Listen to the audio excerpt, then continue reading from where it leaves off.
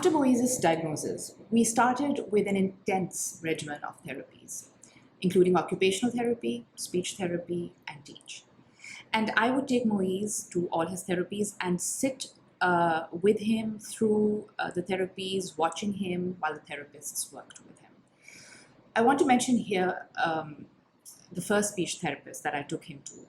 She actually did not allow me to sit in the session with him. And my gut feeling was that he was not happy in the sessions. Now, Moise is the kind of child who loves going for therapies. And he loved going for the occupational therapy. He loved going for teach. But in this particular case with the speech therapist, I sensed a resistance. And when I brought it up with her, and I told her that I want to sit through the session, she just flatly refused.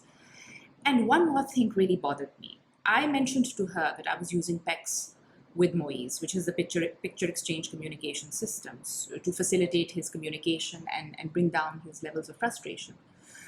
And she told me point blank, she said, if you use PECS, he will never talk.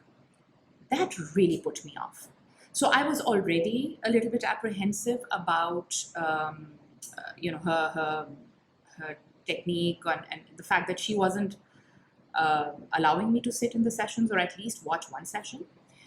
And I just stopped taking Moise to her, and I then looked for another speech therapist.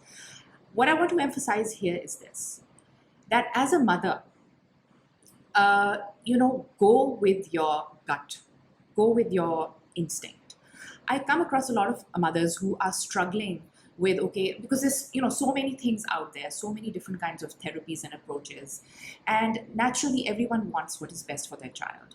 So often I come across mothers who will say, I'm not sure if I'm doing the right thing. Should I be going with this therapy or that therapy? And I tell them, give it a try.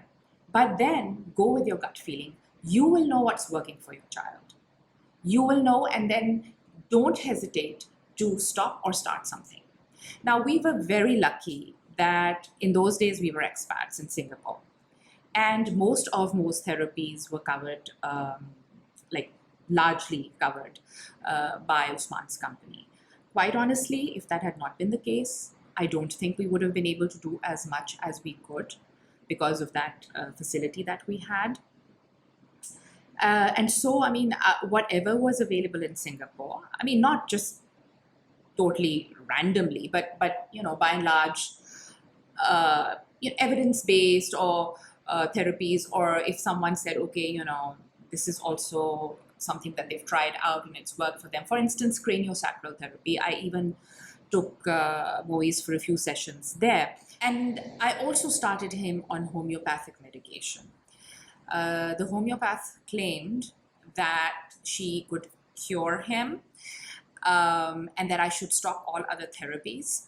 Of course, that was not going to happen, and I never did that. But I did put him on homeopathic medication for, more regulation in his sleep, also for some of his self-stimulatory behaviors.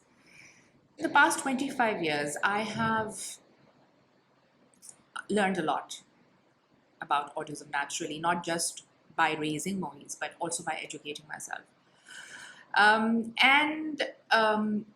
I remember in those early years watching Moise stim or indulge in self-stimulatory behaviors or repetitive behaviors. It used to drive me insane. I found it really hard to see him, for instance, lying down on the floor and doing push-ups, as I've mentioned and explained in the previous video. Later on, he developed other stims as well. I really struggled with that. And one of my goals in the day, because he was doing a lot of those behaviors, he was indulging in them a lot. So I would try and stop him as much as I could. Now, of course, in hindsight, I understand and I know that he was indulging in those behaviors because he was just trying to calm down his sensory system. And of course, now I am very comfortable with the fact that he stims, and he stims much less, but nevertheless, he still continues to stim. So again, as a new autism mom, I was perhaps ignorant, or you can call me maybe not as comfortable perhaps with the diagnosis. I always like to say, oh, I accepted Moise's diagnosis from day one. I don't think it's as simple as that. I think it's a process. I think it takes time. I think with each year, with every new thing that comes up, you have to step back and sort of reflect on what acceptance really means, right? So I would say for me, acceptance was a process that, yes, started with the diagnosis, and I was never in denial of it. But complete acceptance possibly came much later, and maybe I didn't even realize when that happened. It was overwhelming, the amount of attention that Moise required. And also, I put a lot of responsibility on myself naturally, because I felt that his progress was dependent in a large degree on how I handled his situation. So the day was pretty much oh yeah, I forgot to mention that we changed his preschool, and he went to another preschool recommended by his autism specialist, and he adjusted quite well there. Again, he was still nonverbal, but that environment was definitely much more conducive to and more inclusive of children with the differences. And so that was a huge relief. But he would come back from school, and then I would take him for therapies, and then he would come back home. And my goal was to constantly keep him engaged in one way or another, so that he could interact with me, he could interact with his brother Murad. And of course, that interaction was quite limited because Mo was more sort of interested in just maybe watching videos, Barney videos on the TV, or indulging in self-stimulatory behaviors. So yeah, it was really overwhelming, the whole thing, with the therapies and everything. And of course, I was dealing with my own anxiety, which, quite frankly, was something that I was not only just new. I didn't even know what anxiety disorder meant. It never occurred to me that this is a problem. This is like the other side of depression.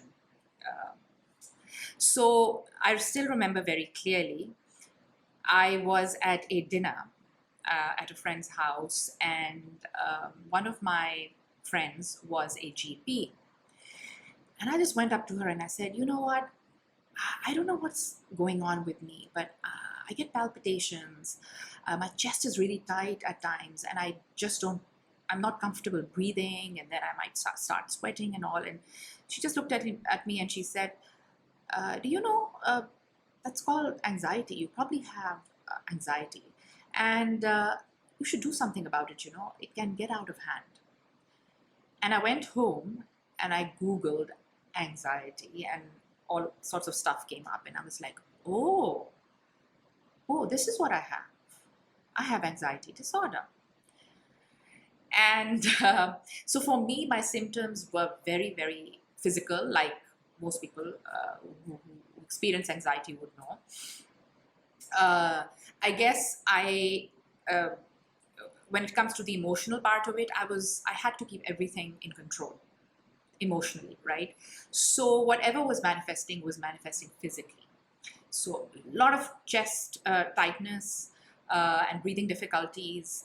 I'm not sure if I had panic attacks then, but they did start at some point.